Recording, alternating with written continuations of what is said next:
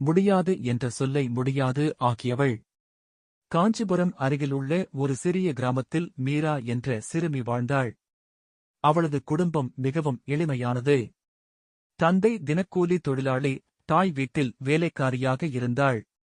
வீடு வறுமையால் நிரம்பியிருந்தாலும் மீராவின் மனதில் மட்டும் ஒரு பிரகாசமான கனவு எப்போதும் இருந்தது. ஒருநாள் நான் மருத்துவராக வேண்டும். ஆனால் அந்தக் கனவு பலரின் பார்வையில் சாத்தியமற்றதாக தோன்றியது.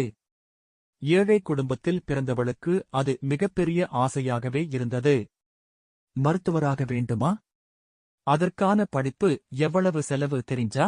உன்னைப் போன்ற பிள்ளை அப்படியாக முடியாது என்று கிராமத்தில் பலர் அவளை கேலி செய்தனர். ஆனால் மீரா எப்போதும் தன்னம்பிக்கையோடு இருந்தாள்.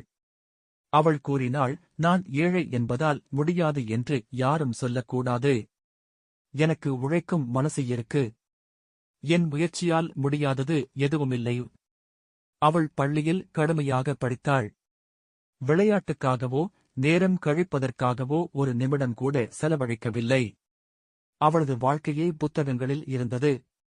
இரவு நேரம் விளக்கு இல்லாமல் மெழுகுவர்த்தியால் படித்த தருணங்கள் இருந்தன.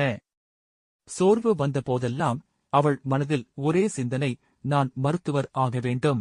என் தாய்க்கும் தந்தைக்கும் நல்ல வாழ்க்கை தர வேண்டும். பள்ளி தேர்வில் அவள் மிகச்சிறந்த மதிப்பெண்களைப் பெற்றாள். ஆனால் அடுத்த கட்டத்தில் பெரிய சவால் வந்தது. மருத்துவக் கல்லூரி கட்டணத்தை செலுத்துவதற்கு குடும்பத்துக்கு வாய்ப்பு இல்லை. அப்போது பலர் அவளிடம், மீரா, உன் கனவை விட்டுவிடு. வேறு ஏதாவது சாதாரண படிப்பு படி என்றனர். ஆனால் மீரா மனம் தளரவில்லை. அவள் சொன்னாள், கட்டணம் பெரிய சவால்தான். ஆனால் எனக்கு நம்பிக்கை இருக்கு. உதவி செய்ய விரும்பும் நல்ல மனசுடையவர்கள் உலகத்தில் இருக்கிறார்கள். அவர்களை நான் கண்டுபிடிக்க வேண்டும். அவள் பல அறக்கட்டளைகளுக்கு விண்ணப்பித்தாள்.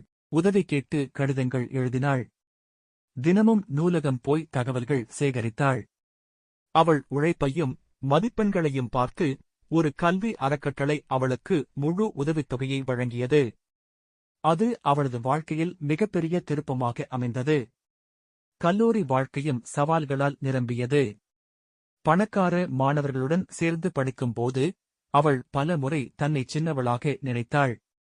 ஆனால் அவளது தன்னம்பிக்கைதான் அவளைத் தாங்கியது. நான் உழைத்து கற்றுக்கொண்டது எவருக்கும் இல்லாத வலிமை. நான் கண்ட சிரமங்கள்தான் என்னை உறுதியாக்கியது என்று அவள் மனதை உற்சாகப்படுத்திக் கொண்டாள். நாட்கள் கடந்தன. மீரா தனது படிப்பில் தொடர்ந்து முதலிடம் பெற்றாள். இறுதியில் மருத்துவராக ஆன நாள் வந்தது. அந்த நாள் அவளது கண்களில் கண்ணீர் வழிந்தது. மகிழ்ச்சியின் கண்ணீர். தன்னம்பிக்கையும் உழைப்பும்தான் ஏழ்மையின் கதவை திறந்து கனவை நனவாக்கியது.